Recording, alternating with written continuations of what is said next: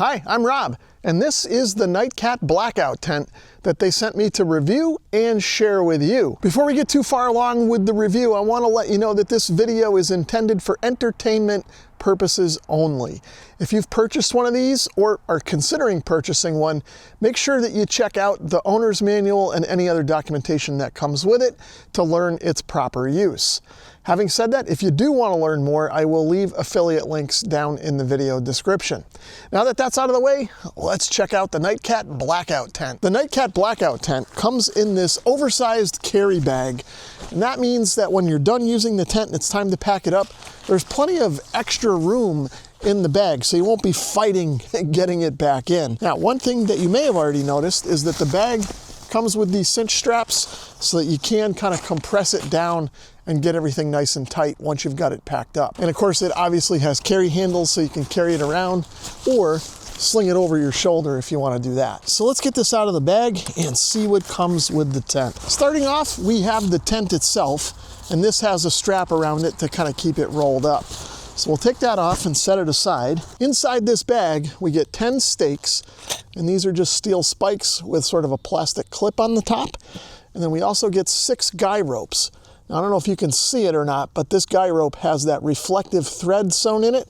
So at nighttime, when you shine a flashlight on this, it will reflect and you can find your tent in the dark. We also get the owner's manual, which, as I said before, I highly suggest that you read through before using the tent. And of course, we get the rain fly. So to set up the tent, I'm gonna first unfold it and get the integrated poles stretched out. The next thing I'm gonna do is start with the cross beam on top of the tent and spread that out and lock it in place. Once the top cross beam is locked in place, I can then just pull up on each of the 4 poles at the corners until they lock in place.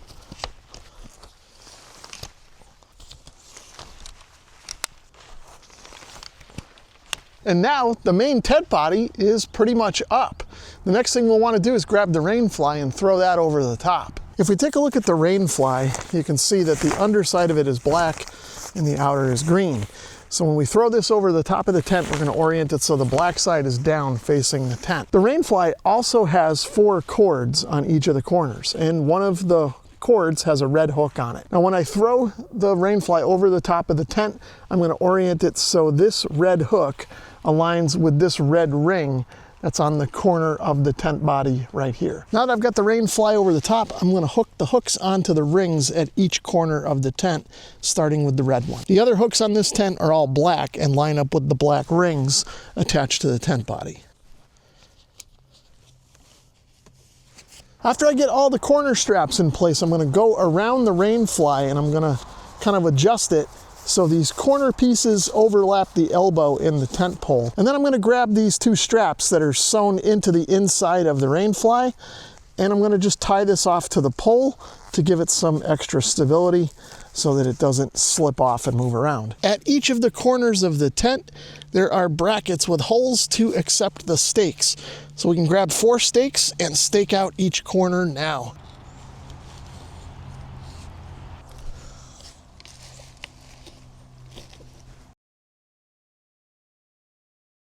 If you're going to be using the tent in windy conditions, you may want some extra stability. You can grab the included guy cords and tie those off to the loops that are at the corners of the rain fly. Each of these guy cords has a slip adjuster at the end. So I'm just going to grab this one and I'm going to kind of form a loop in it. Now I've grabbed the stake, I've got it through the end of the loop, and I'll just put some tension on that and kind of stake it out where it's convenient. And then I can add or remove tension using this slip clip. Now, it's not windy out here at all today, and I'm going to be putting this tent away later, so I'm not going to put all these guy ropes in place, but if you're using the tent in windy conditions, you'll probably want to guy out each corner and stake it down. If we take a closer look at the outside of the tent, we'll start off with the top of the rain fly. You can see that all the seams are double stitched, and if I kind of peel this back, you can see that they are seam sealed and of course coated with this blackout material, which is the main feature of this tent. Now here's a closer look at the poles on the tent.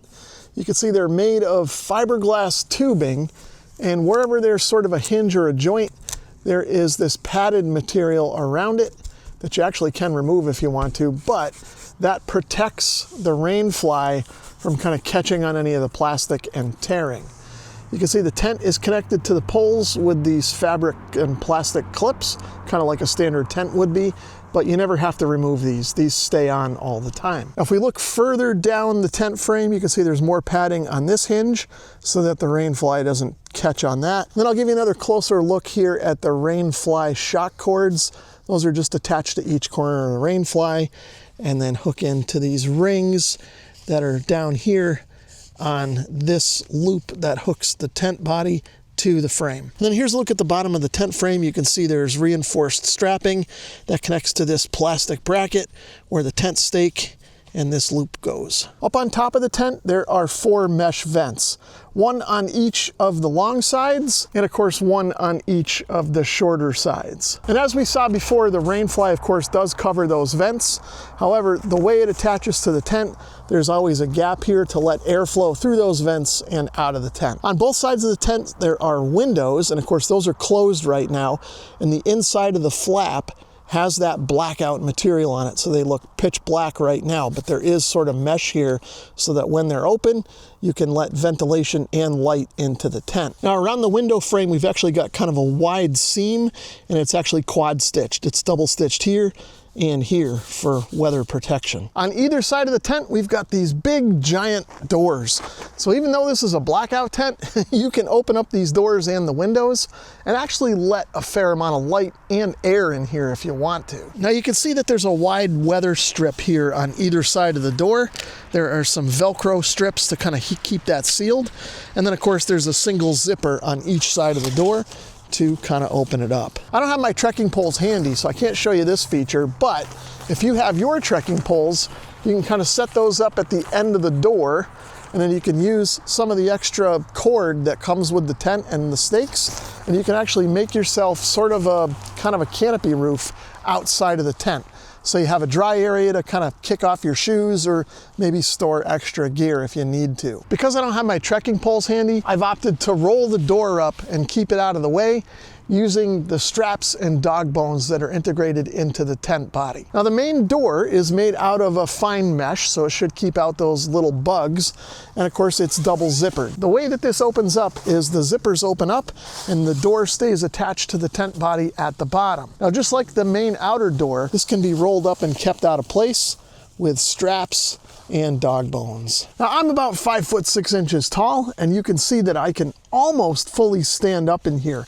My head is touching the top and my knees are slightly bent, but I'm mostly standing up, so there's a fair amount of room inside this tent, all things considered. Now, as we've been talking about, this tent is intended to be a blackout tent, so the whole inside of it is coated in this black material. Now there's plenty of light in here now because I have the 2 side windows open as well as the door, as we already saw. I'll zip all this up in a minute and show you what it looks like in here fully blacked out. But before I do that, I'll show you some of the features in here. The first thing I'll show you is that on both ends of the ceiling of the tent, so to speak, are some little fabric loops that you can use to hang things on. Now here are those vents that we looked at that are in the top of the tent, one on this side and one on this side. And of course there's one on either end over here as well, and 2 more fabric loops on this side. Now up in the middle of the tent, there is one single plastic loop, so you can hang a lantern or whatever you want from that as well. Looking at the window, you can see we've got that fine fabric mesh here that is double stitched to the outer frame of the window. Now you can see I can zip up sort of the inner flap of the window to not only seal it from the weather, but also black it out. And of course the zipper seam is double stitched and seam sealed to keep the weather out. And of course there is a strap and a dog bone down here if you want to open the window and roll it up to keep it out of the way. Now if we take a look at the side of the tent, you can see the blackout material stops at the floor. Now there is seam sealing in kind of a double stitched overlap joint here, but it is not a bathtub design. Now, one thing to note is that on the floor of the tent, there is sort of a seam in the middle, but that is double stitched and seam sealed as well. You probably can't see too much in the video. That's because we're inside the tent with everything closed up. Now, I will tell you there is a little bit of light leaking in from sort of underneath the rainfly through the vents in the top of the tent. And then there is also a little bit of light leak sort of at the bottom of the doors. I'm not sure if you can kind of see it there as I move the camera around and tilt it down. But other than that, it's very black inside this tent. The inside dimensions of the tent are roughly 89 inches across at the base of the floor, about 78.5 inches deep at the base of the floor, and at the very center of the tent, it looks like it's about 63 inches or so tall. So now let's take the tent down. I'm going to start by removing the stakes from any of the guy lines I put up and the 4 around the bottom corners of the tent. Now I'll disconnect the rain fly straps at each of the corners. Now I can pull the rain fly off and just fold it up and store it out of the way. The next thing I'll want to do is lower all of the side poles. I can push in on this orange button and just push them down until they stop. Now I'll disconnect the coupler on the top pole of the tent. I'll grab either side of it with both hands and I'll kind of twist it and pull it apart at the same time. You can see it kind of just folds into place from there. Now I'm going to grab each of the corner poles and fold them back on themselves to kind of fold the tent kind of into the middle of itself.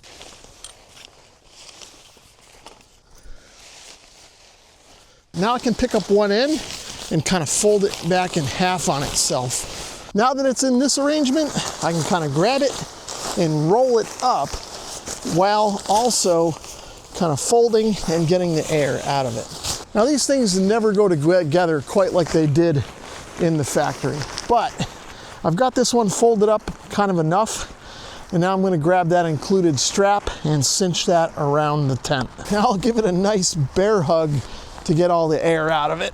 And now I'll grab the carry bag and throw it back in.